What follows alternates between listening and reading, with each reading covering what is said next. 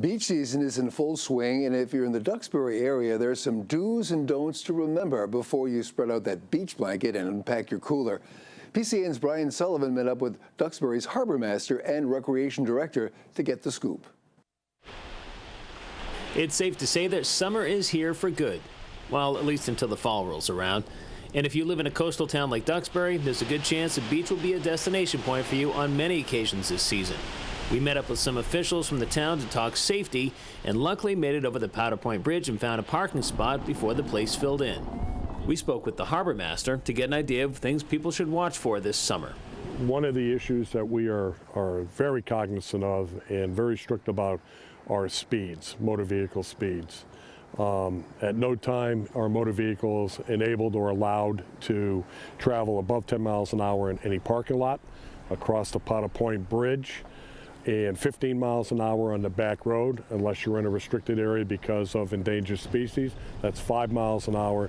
And on the front beach, the ORV corridor, no speed greater than 10 miles an hour. Parents and guardians also need to remember to keep their eyes on the little ones once they get to the beach. When you're on Duxbury Beach and you're facing the sun, you are not watching your children at the water's edge. So it is extremely important to watch your children. A missing child on a barrier beach can be extremely stressful for not only the parents, but everybody involved and required to and responsible to try to find that child. For anyone new to off-roading onto the beach, there is a big difference between all-wheel drive and four-wheel drive. Not knowing the difference could get you stuck. Any four-wheel drive will be fine. It's the all-wheel drives that create the problem, and it's because of their height off the sand. Our beach gets very rutty, and because of motor vehicles, and those ruts can create real serious access issues with all-wheel drive vehicles. While there might be some stipulations, canines are welcome at Duxbury Beach. You're allowed to have dogs down there. It's very unique, even in the presence of endangered species. Make sure you go to the town hall, get the free permit that we give you. They'll give you rules and regulations, and they'll give you a dog tag that the dog has to be with the dog at all times.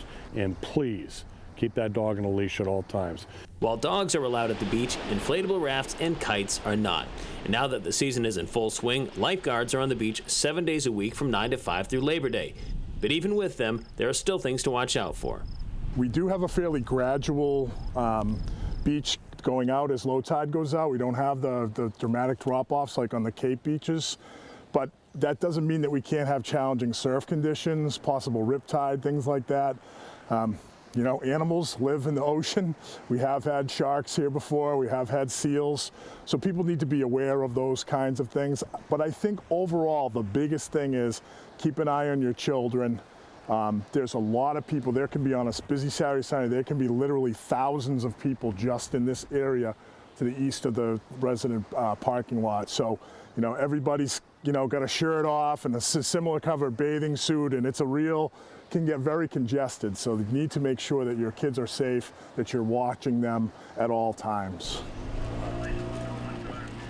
Unfortunately, I can't stay here at the beach all day because I have work to do. So reporting from Duxbury, I'm Brian Sullivan, PACTV Community News.